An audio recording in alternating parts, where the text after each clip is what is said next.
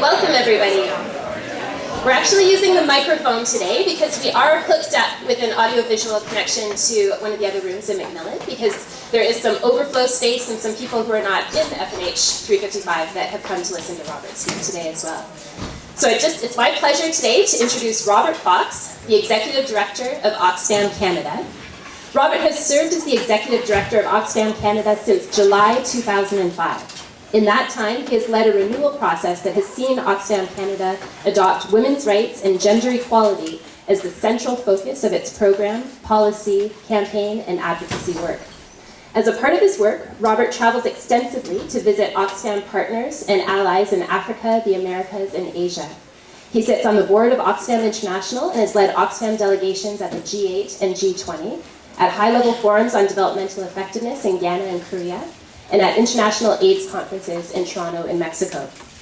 He has been involved in Oxfam for more than 40 years, first as a high school student in the 1960s, participating in the Miles for Millions walk, then again in the 80s as a volunteer at the national office, then as a program officer for Central America, and then as the representative for Central America and Mexico, based in Nicaragua in the 1990s.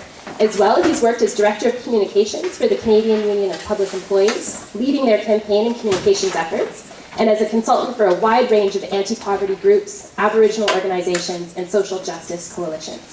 Along the way, he served as a chair of the board for a community health center, a community legal clinic, and a group that advocates for people with disabilities, and was active for many years in the Coalition for Aid to Nicaragua. So it's my pleasure to welcome Robert today. He'll speak to us, and there will be time for questions and discussion at the end. So if questions are occurring to you, please do make a note of them, and we'll look forward to hearing from Robert and the discussion that follows. So Robert.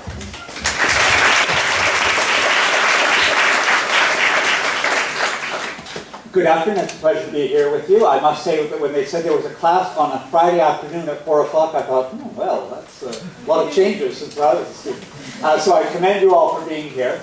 I want to talk to you about the Grow campaign, which is an initiative that Oxfam Canada is undertaking across this country, but also in coalition with allies and partners around the world.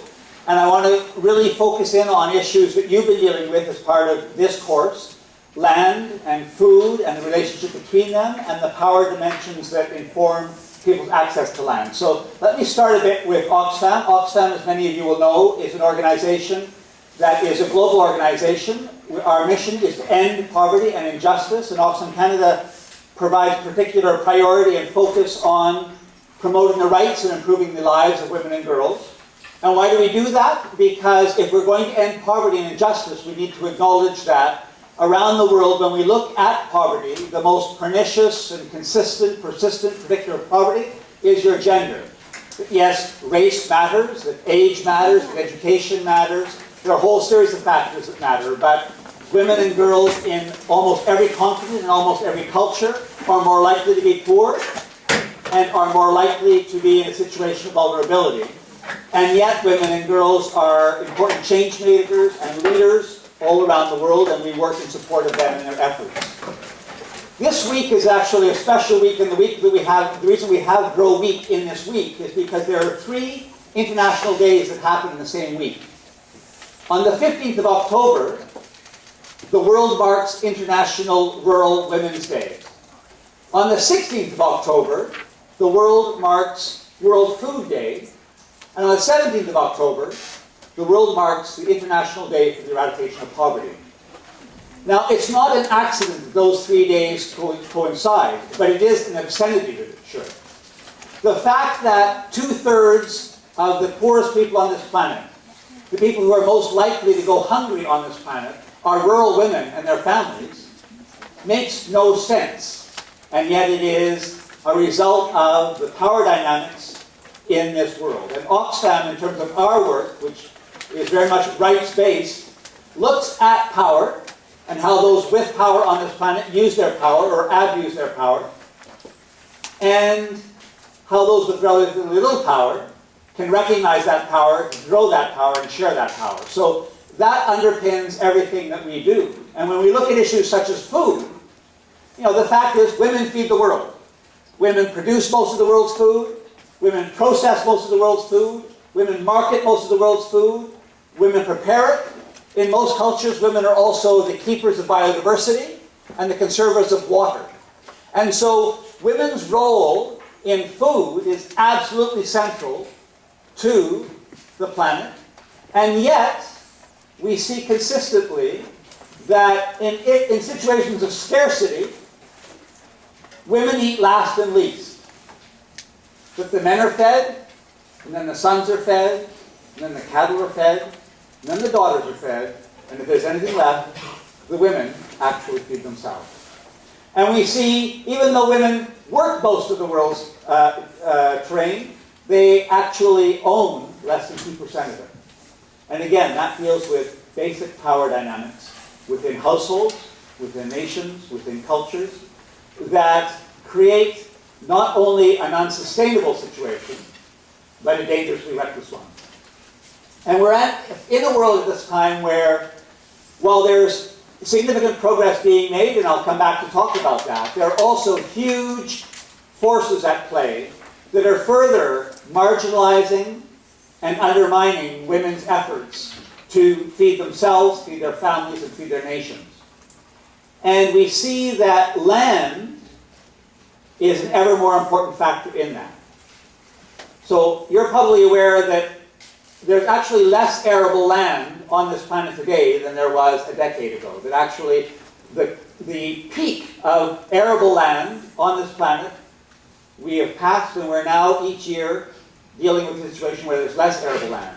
In part just because of urbanization and the fact that many cities that are at the river's mouths and along the seashores in the best of lands are expanding to cover a lot of important agricultural land. But also because of the fact that we live in a climate-changed world. And so there are lands which have been productive lands that have supported families and nations for millennia that are increasingly not viable lands for agricultural production. So that's having a huge impact. And I see that, for example, in large areas of East Africa and West Africa, pastoralist communities. So those of you who think that the pastoralists are something to do with religion, I just want to remind you, those are herding people. People who keep camels, cattle, goats, sheep are pastoralists. And, these are cultures where these are obviously historic cultures, but very, very important cultures. We often underestimate the impact they have. Kenya's largest export is beef. Herding is not a marginal activity there. It's an absolutely central part of their economy. And yet, in spite of the fact that the herding families are productive families, effective families, they have years of experience, millennia of experience, they find themselves ever more desperate to sustain their herds and sustain the food production from that, because they're living in this climate change world. It isn't that droughts are new to them. They've been dealing with droughts forever. If you go back to Christian tradition, and the Bible talks about droughts, but droughts used to happen every 7 years in the Bible.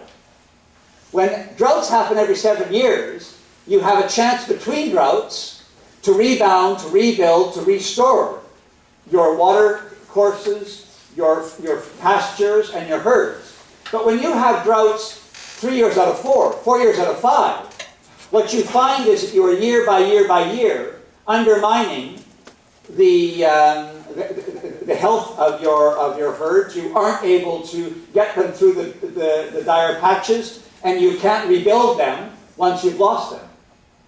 And so, even though there were, the more remote lands where you didn't go often, but you went every, as I say, 5 or 6 or 7 years, and you would find fodder there, and you would find water there. Now when you go there, you find that there are 1,000 families and 100,000 animals that beat you to it, because people are reaching the very limits of those systems and finding themselves competing then for ever scarce resources and losing out in out-of-steam competition.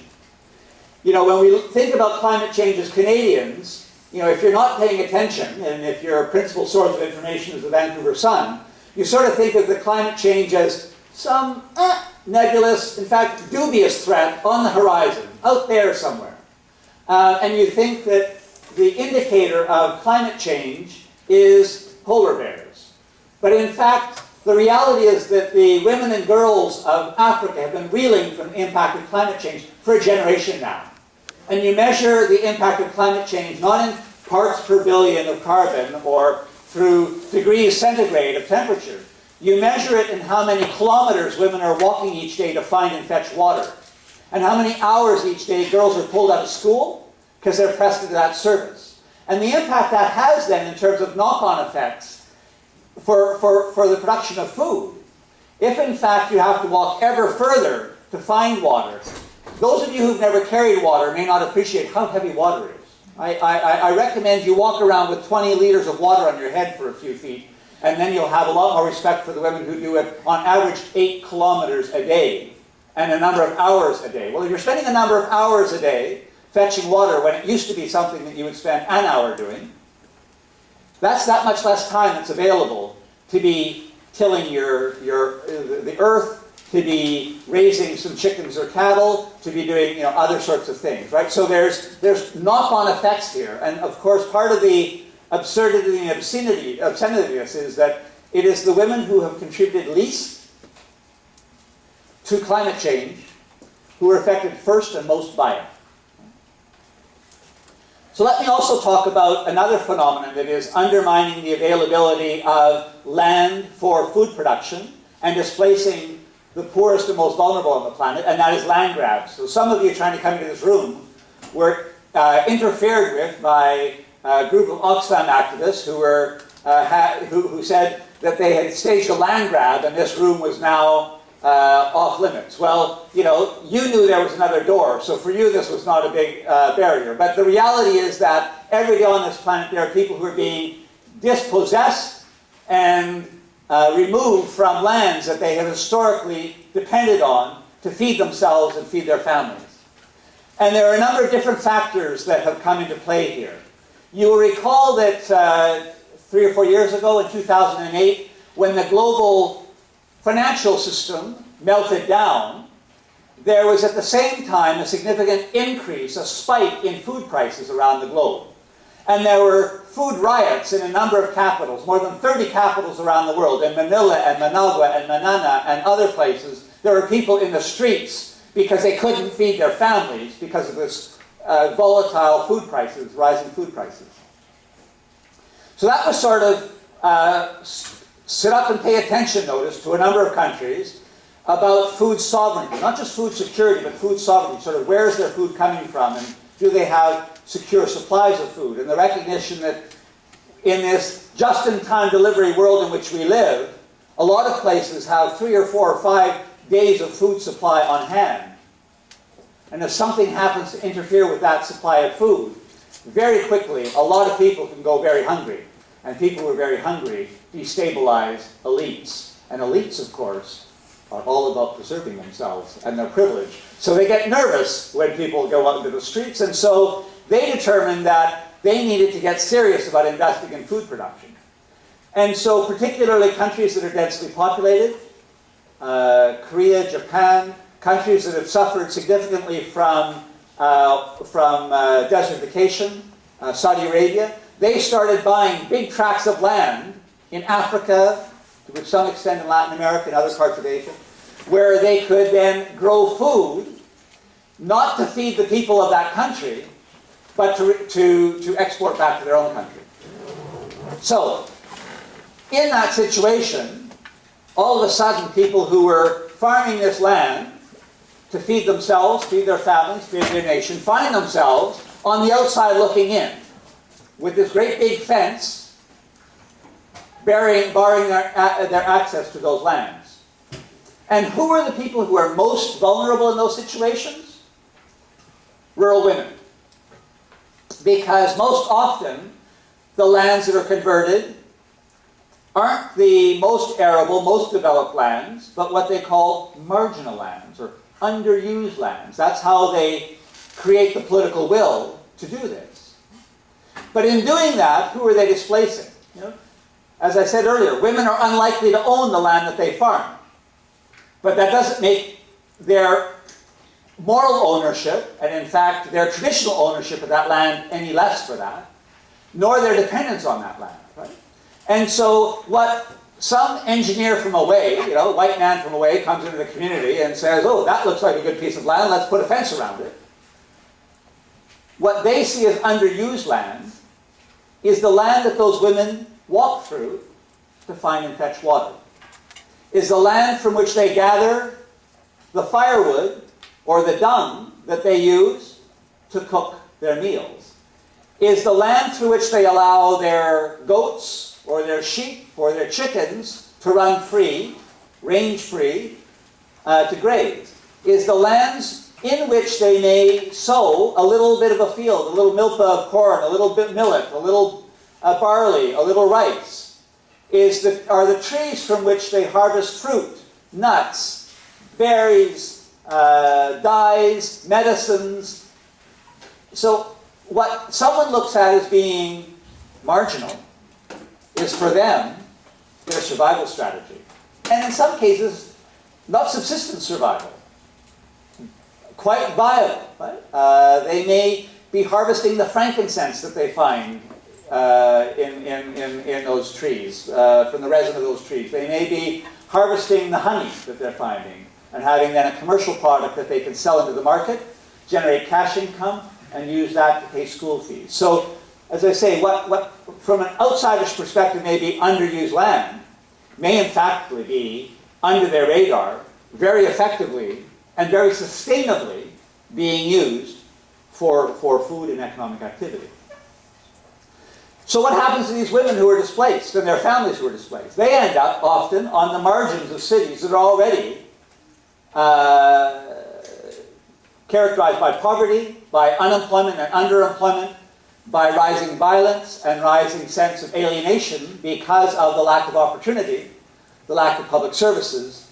And so they may be moving from what was poverty to misery in that transition. And most often, in fact, the lands that have been alienated from them are not being used to grow food, either for the local population or for a home population. Most often, in fact, they're being preserved, in some cases just as fallow, so we might get around to it one day, but in the interim, we're fencing it off and declaring it's ours.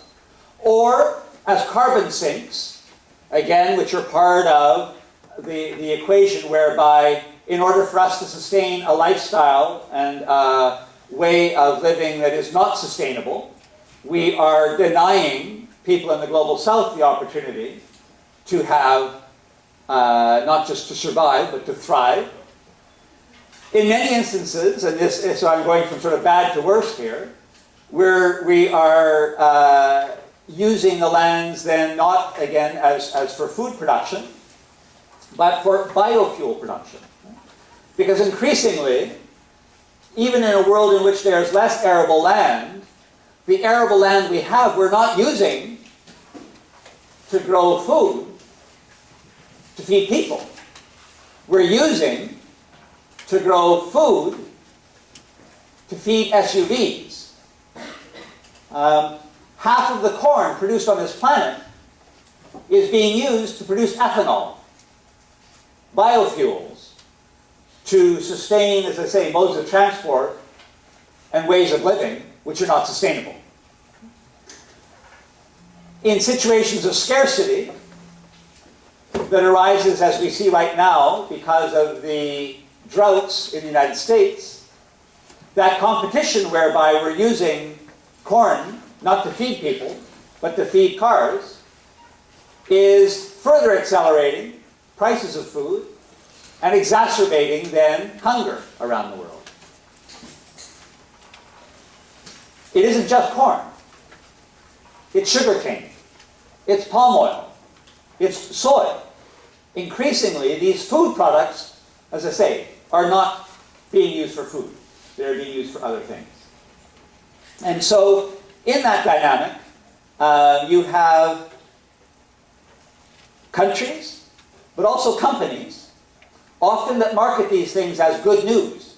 They market them as green, ethical ways of saving the planet, completely ignoring the fact that there's been no free, prior, and informed consent by the communities that have been displaced, completely ignoring the fact there's been no compensation or strategy to transition those communities to other livelihoods that are sustainable and will give them a standard of living that is the living that they deserve.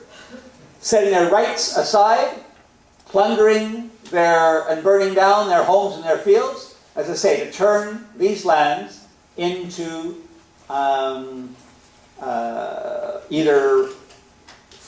either fallow or food for away, or fuel for away, but completely exacerbating issues of poverty and maluse of land in the countries where that has the greatest consequences, today and tomorrow. The land grabs is part of another broader absurdity that's having a huge impact on food and on land use globally, and that is the further acceleration of the illogic of where food is grown and where it's consumed. So right now, most people in the global south eat food that they don't grow. And the only incentives and support they get is to grow food they don't eat. Now, what do I mean by that? I lived in Nicaragua for many years, and there, if you went to the dairy counter, you would find butter from 3 different countries. You would find butter from Nicaragua, you would find butter from Ireland, and you would find butter from Denmark. And the Irish butter and the Danish butter cost less than the Nicaraguan butter, even though Nicaraguan dairy workers were paid dirt, and Nicaraguan farmers even less than dirt. Because of huge subsidies in Europe, not to assure that farmers have a viable standard of living, but subsidies, not for production, but for overproduction, is then dumped in the global south.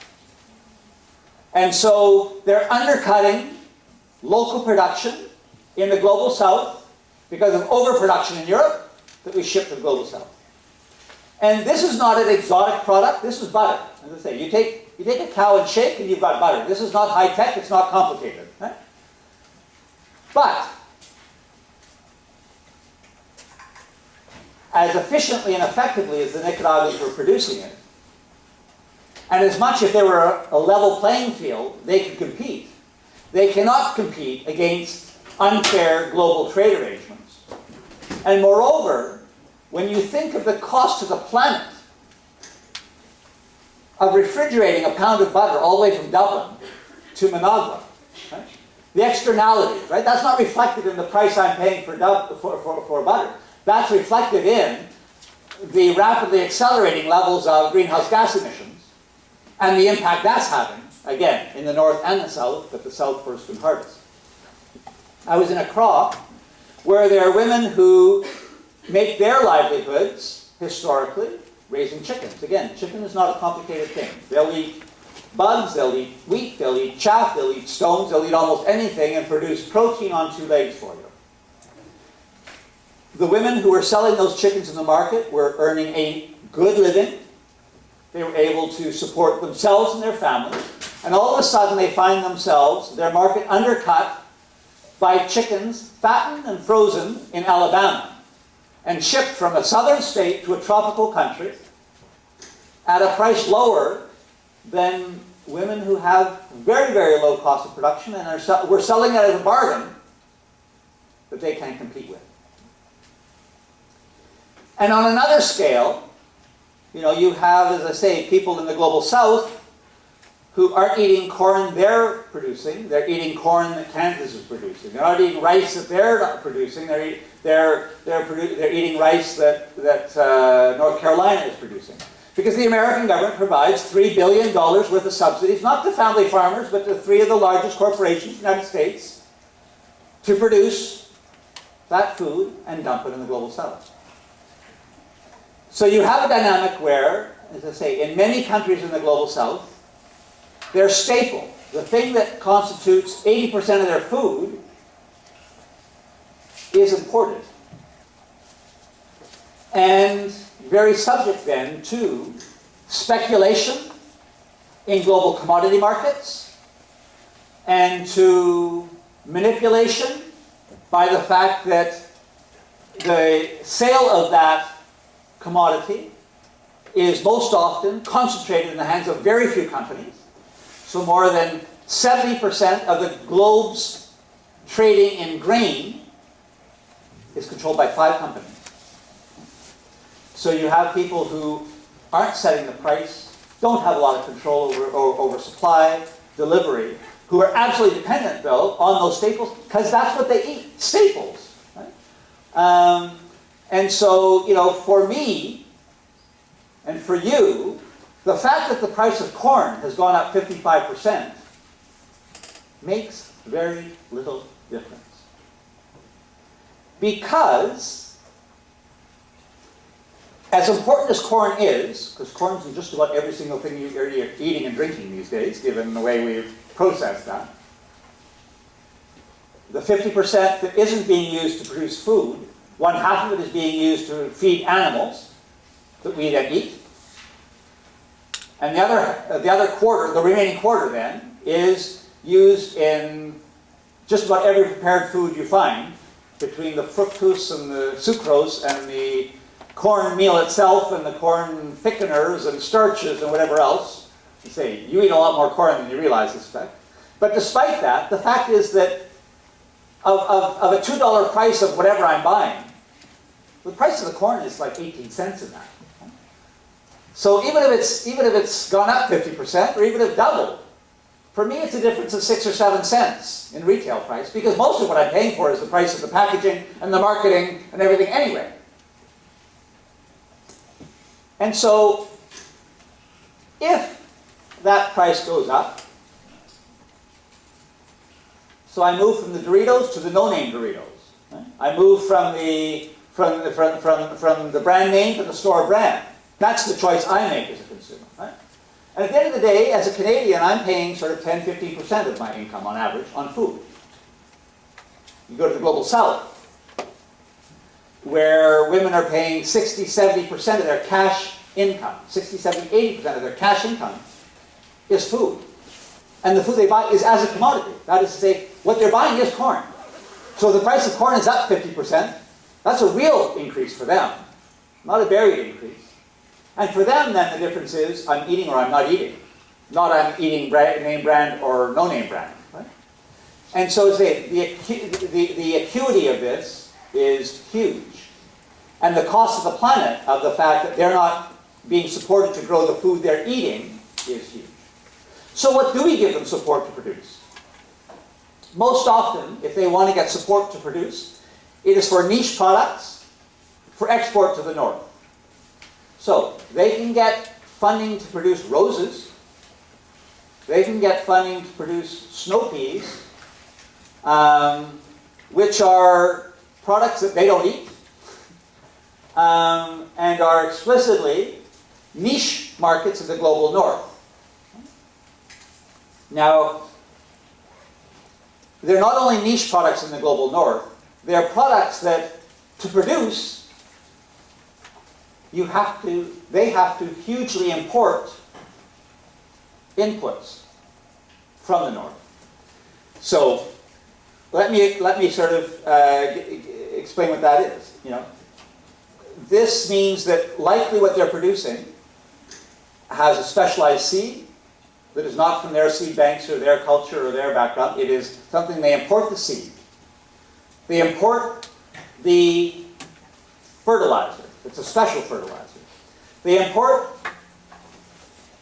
the pesticide, the fungicide, the insecticide, the suicide, the homicide, the genocide, all of the toxics that they need to have in order to produce that product.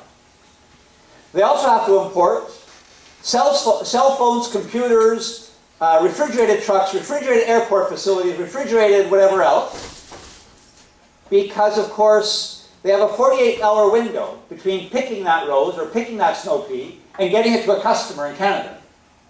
Or it goes from, you know, $3 a stem to nothing. Right? People don't buy dead roses, right? You either deliver it on time or there you've lost your market for it, right?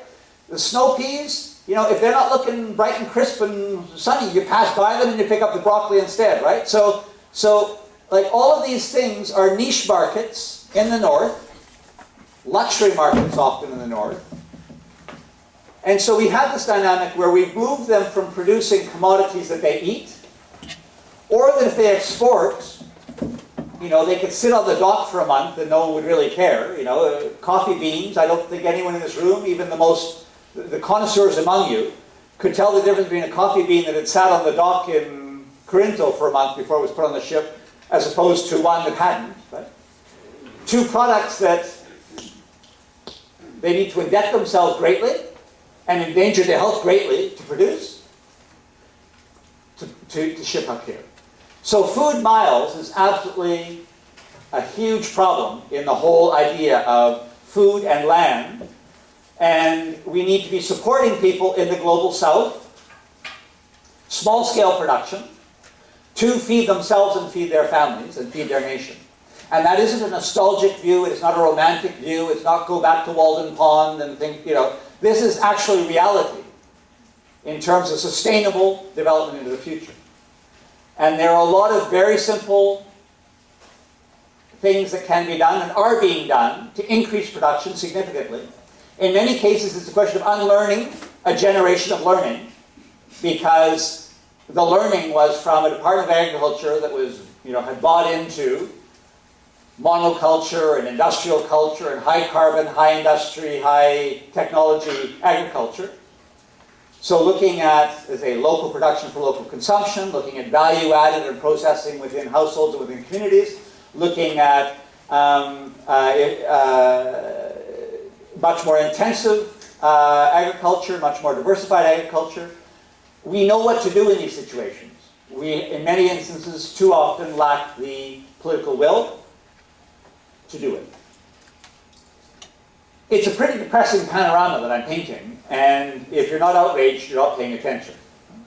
That said, there are a lot of very positive things happening in the world that give me a lot of confidence that there is an alternative, that women and men in the global south are advancing that alternative, that we can be allies and co-conspirators with them in advancing that.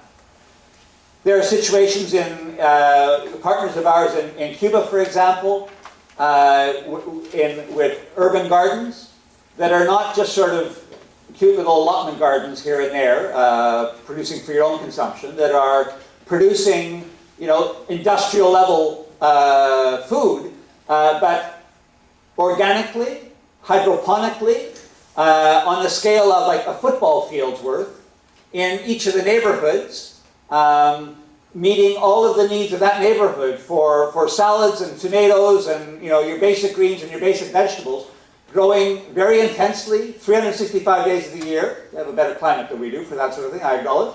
But as I say, high productivity, high economic viability, and actually producing high-income jobs and high-skill jobs. Actually, when you go to one of these plots that typically would have sort of a dozen, 18 people working at them, among those dozen or 18 people, you will have an agronomist, a soil scientist, an economist, as well as the horticulture workers themselves.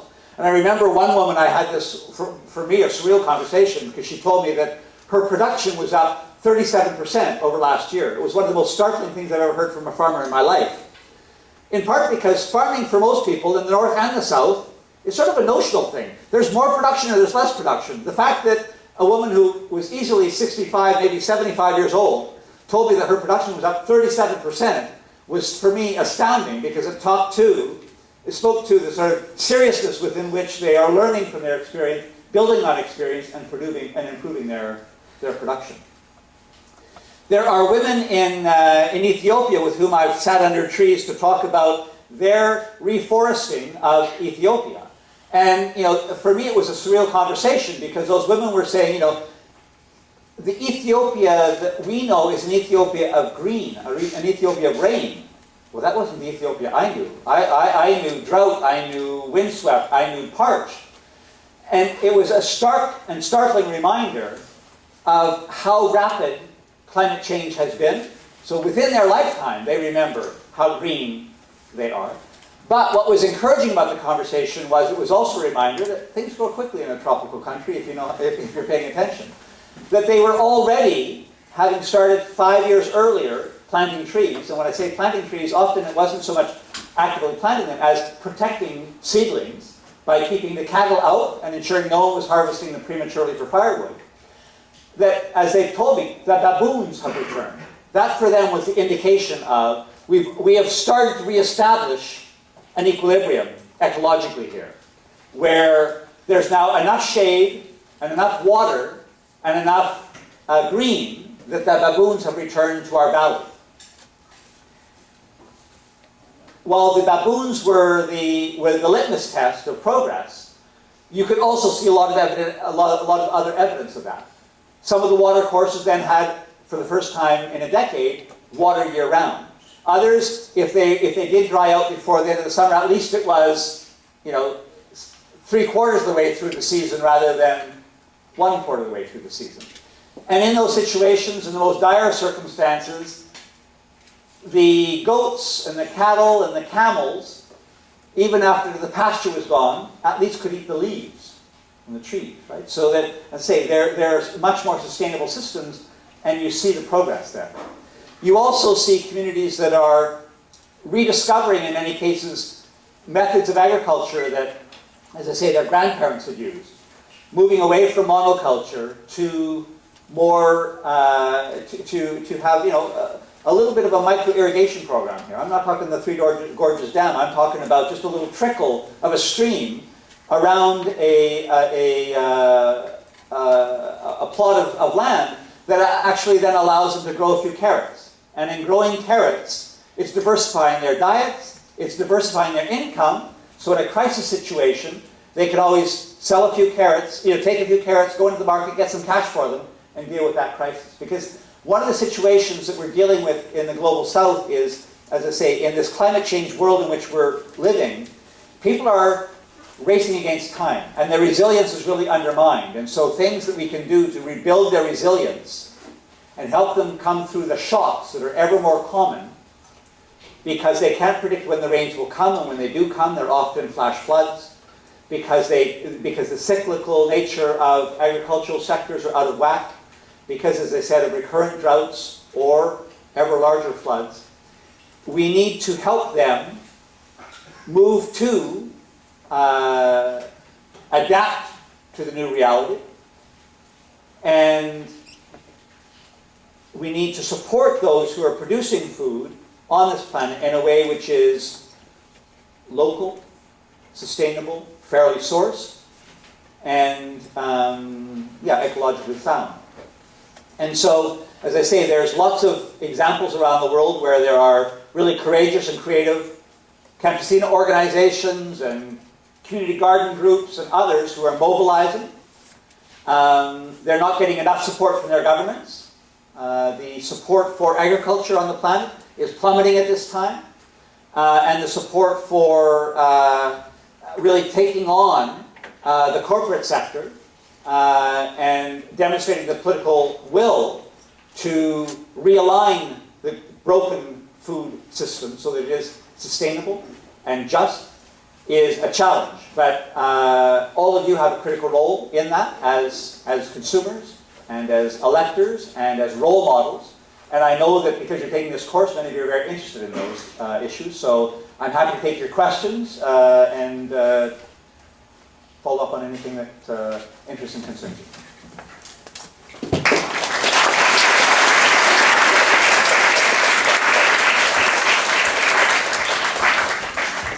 Thank you, Robert. We do have about 10 minutes for questions, and we'll just use the microphone so that the question can be spoken into the microphone. That way the other room will be able to hear as well. So is there anyone from the class that has a question at this point?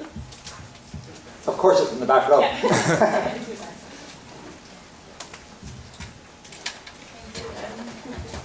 I really appreciate you, and I'm wondering how you got to where you are today.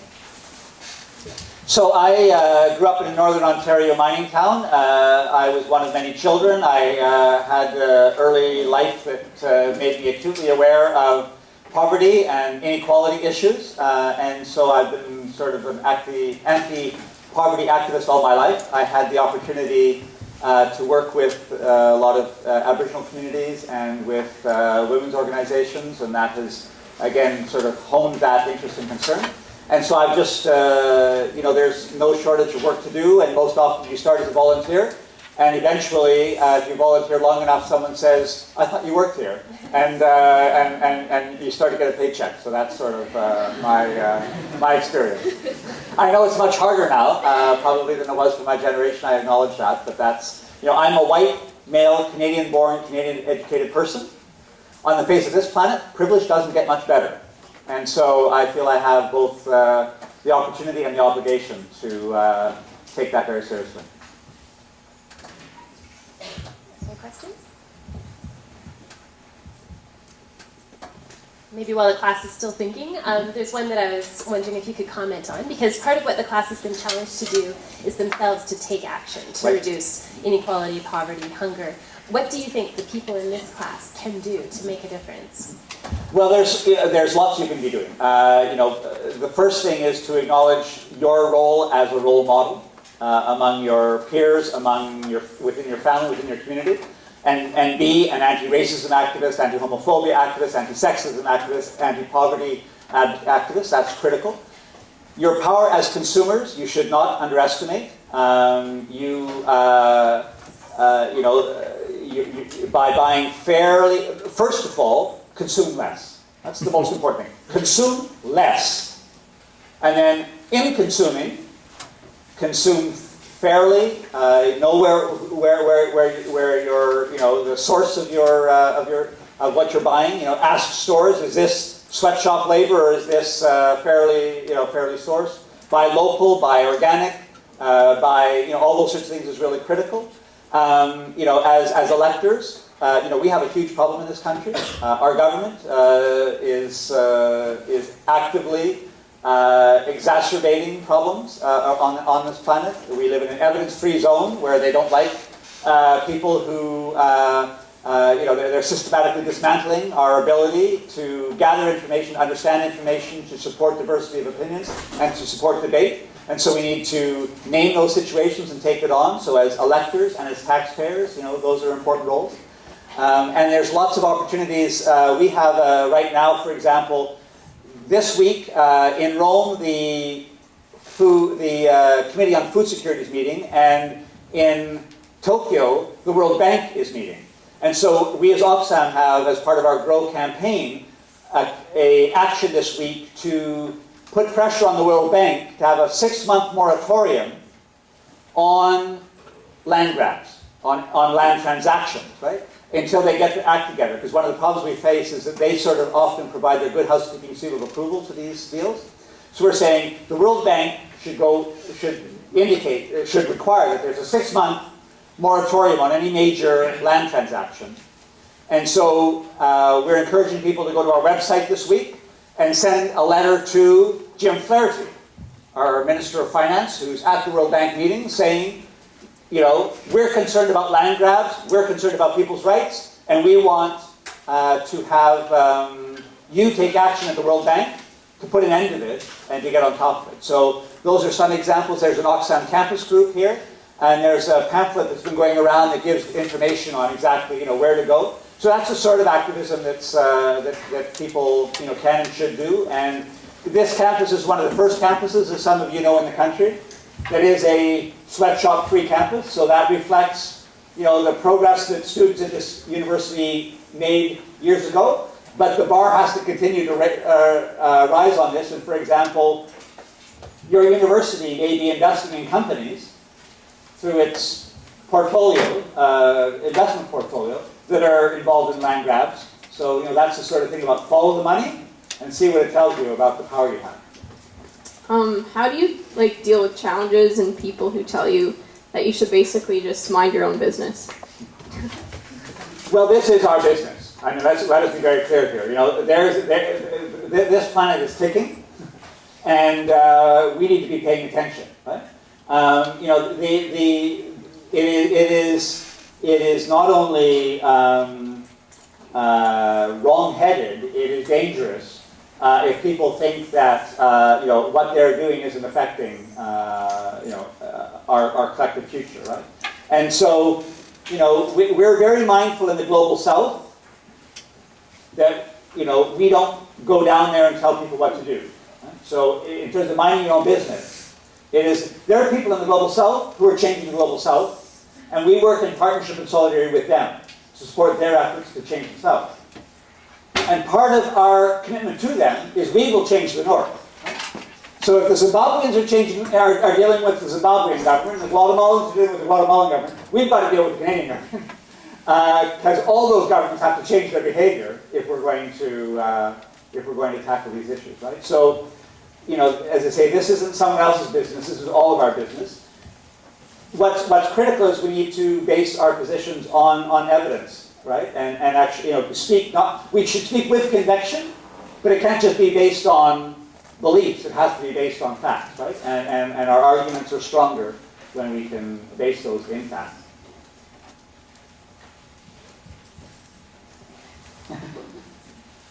Getting our afternoon jog in, I was wondering if you could speak a little bit more about power dynamics and just maybe as with your first-hand experience in local areas of the Global South and how the power dynamics could be different or similar to what we experience here in Canada. Well, one of the things that, there's a lot I can say about that, maybe I pick 3 things. So there's sort of a caricature of, the North is wealthy and the South is poor. Now, it is true that collectively the North is wealthy and the South is poor. But it's also important to recognize that there are a lot of poor people in the North and there are a lot of wealthy people in the South, right? And so we need to understand there's the elites in the South who share interests with the elites in the North, and there are majorities in the South and the North, whether it's the 99% or whatever the figure is that resonates with you, that have common cause.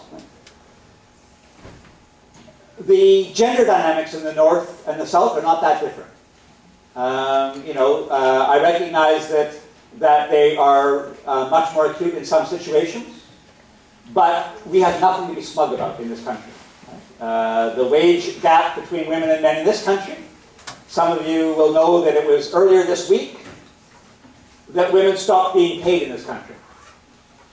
If you look at sort of women's salary and men's salary, as you know, women earn about 75% of what men did. That meant that for the last 3 months of the year, women are basically working for free.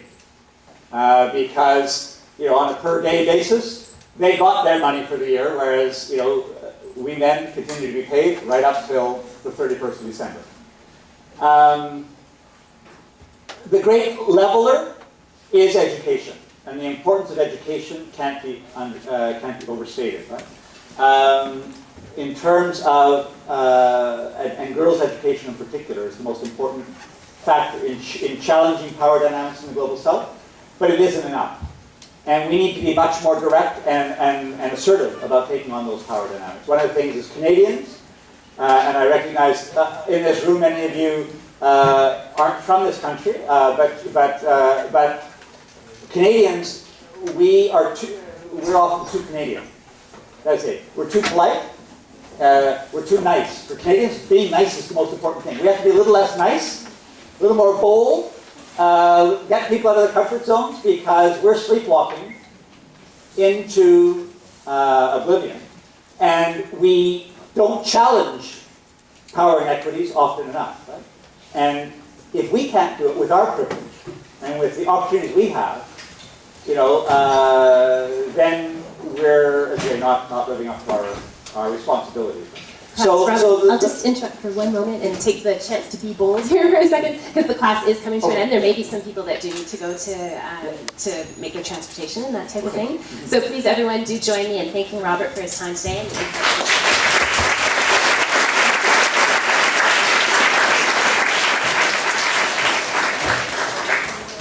Just a reminder for those of you that have the petition with you currently, if you could make sure that those get submitted to the back door before you leave. And as you leave, listen to this quick message from Oxfam UBC. Yeah, so we're from Oxfam UBC, and if you guys were interested in any of the things that Mr. Fox talked about in this lecture, our meetings are at the Global Lounge at 5 p.m. on Thursdays. Thanks.